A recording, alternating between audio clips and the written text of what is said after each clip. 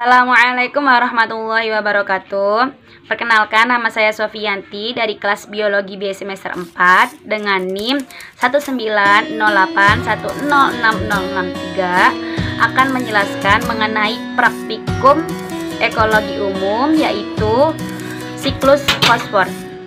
Di mana siklus fosfor ini merupakan siklus biogeokimia yang menggambarkan suatu transformasi dan translokasi fosfor dalam tanah, air, serta bahan organik baik hidup maupun mati.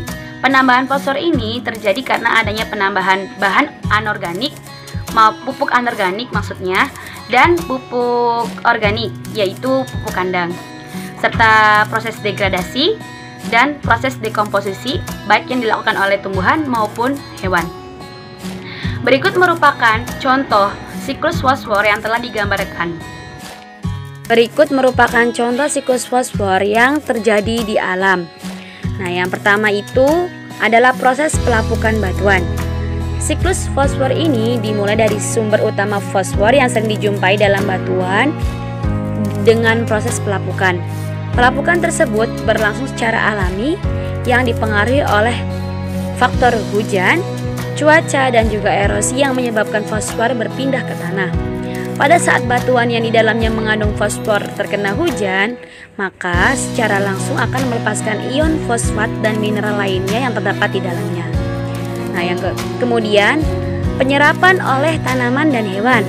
Fosfat yang sudah terkandung dalam tanah akan dimanfaatkan oleh tumbuhan, jamur, dan mikroorganisme yang ada di sekitarnya. Sedangkan pada manusia dan hewan herbivora akan menyerap fosfor yang di dalamnya terkandung pada tanaman ketika mengkonsumsinya. Kemudian pada hewan karnivora, fosfor akan diperoleh pada saat hewan memangsa hewan herbivora. Nah, berikutnya adalah dekomposisi dan dekomposer. Nah, berikut ini merupakan fosfor akan kembali lagi ke alam atau lingkungan melalui proses penguraian atau yang biasa disebut sebagai dekomposisi. Fosfat yang sudah masuk ke dalam tanaman atau hewan akan diurai oleh dekomposer ketika tanaman atau hewan tersebut mati. Maka fosfat organik akan kembali ke tanah atau air sebagai tempat asalnya. Proses siklus fosfat tersebut dilanjutkan oleh bakteri yang ada di dalam tanah yang berperan memecah bahan organik menjadi bentuk fosfat yang dapat diserap oleh tanaman, dan proses ini juga disebut dengan mineralisasi. Fosfor yang terdapat dalam air akan terus berlanjut siklusnya sampai menjadi sedimen sampai mengarah ke lautan. Nah, proses yang terakhir yaitu mineralisasi.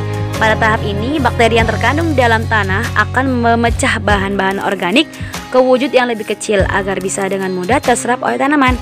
Fosfat yang diserap ke dalam tanah akan terus-menerus mengalir dan biasanya akan berakhir di sebuah saluran air atau lautan, bahkan bisa masuk ke dalam lapisan sedimen dari